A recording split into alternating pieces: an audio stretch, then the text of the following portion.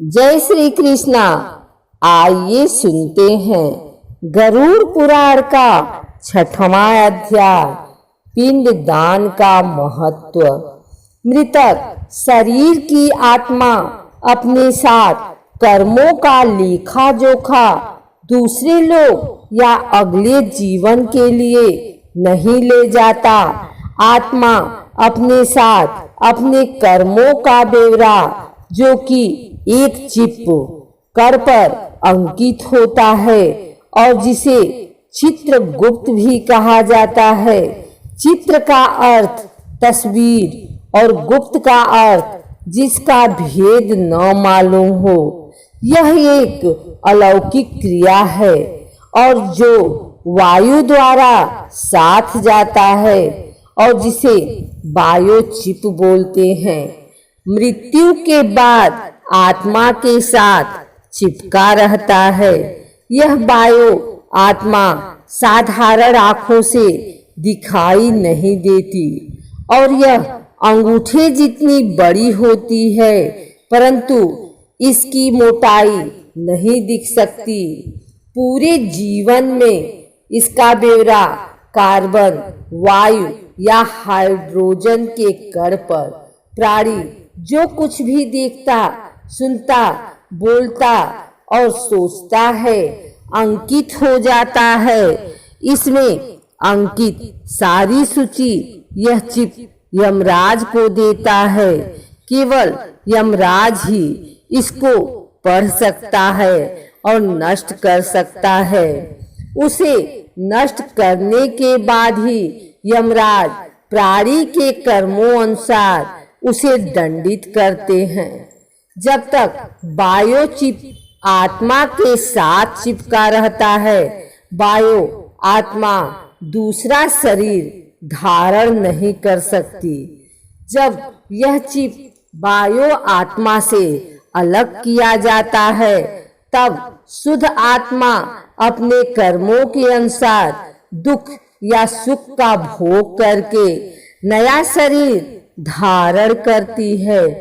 मृत्यु उपरांत बायो आत्मा मृतक शरीर में प्रवेश करने की कोशिश करती है, परंतु यह प्रेत आत्मा मृतक शरीर उसकी अस्थियों के पास वायु में दुखी रूप में मंडराती रहती है।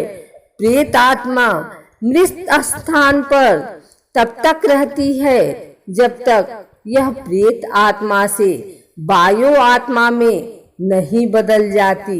यह बायो आत्मा ही यमराज के पास जाने में सक्षम होती है। इस प्रेत आत्मा को बायो आत्मा में परिवर्तन करने के लिए पिंड दान की आवश्यकता होती है।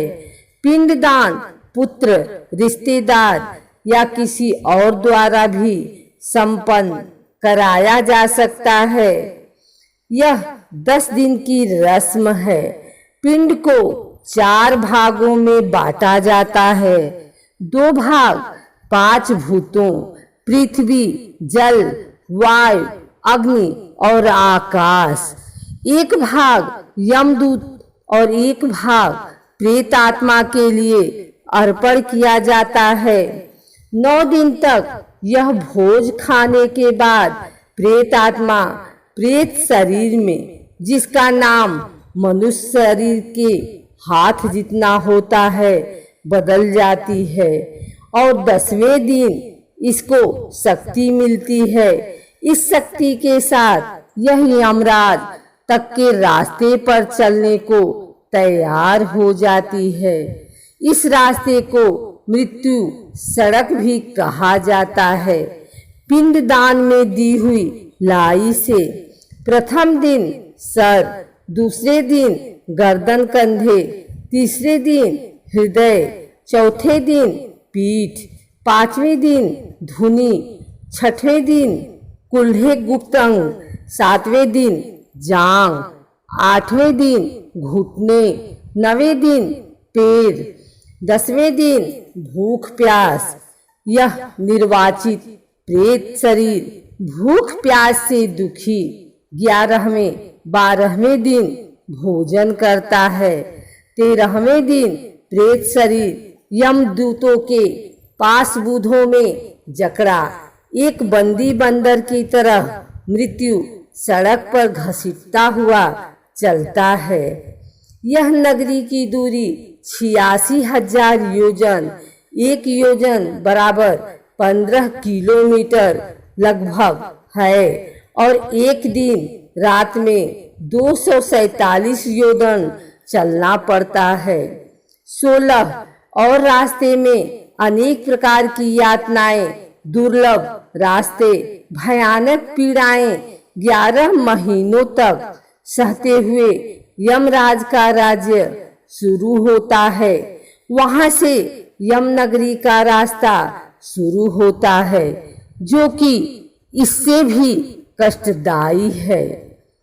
कई विद्वानों का मत है कि यह प्रेत आत्मा वायु की सहायता से चलती है और हम यह समझ सकते हैं कि जो वायु प्रेत आत्मा को लेकर चलती है उसे कई प्रकार के वातावरण जैसे बदबू, नदी, पहाड़, ठंड, गर्मी, जानवर आदि के पास से निकालना पड़ता है। गरुड़ पुराण में वैतरणी नदी का इतना भयानक रूप वर्णन किया है। संभवतः प्राचीन काल में लिखा गया यह ग्रंथ उस समय में ब्राह्मणों और गौओं की सुरक्षा के हेतु आम जनता के लिए मैं एक अलौकिक भय बिठाने के लिए वर्णित किया गया है, ताकि लोगों में ब्राह्मणों को गौ अन्न दान देने से उनके पाप नष्ट होने का भ्रम बना रहे। आप इस दार्शनिक विचार को कैसे लेते हैं, आप पर निर्भर करता है। मृतिक शरीर छोड़ने के 17 दिन बाद 18वें दिन प्रेत शरीर पहली नगरी में विश्राम के लिए रुकता है और पुत्र द्वारा दिया हुआ भोजन ग्रहण करता है। इस तरह सब नागरिकों को करता हुआ 1 वर्ष के अंतर में बाहुभतेहपुर नगरी पहुंचकर प्रेत शरीर अपने शरीर को छोड़कर अंगूठे के नाप का शरीर धारण कर लेता है। प्रेत आत्मा अपने कर्मों का भोग भोगने यमदूतों के साथ पास बूंदों में जकड़ा हवा में चल पड़ता है। यमराज की नगरी में 4 द्वार बने हुए हैं। इनमें से पाप कर्मी दक्षिण द्वार से यमराज की राजधानी की ओर प्रस्थान करते हैं।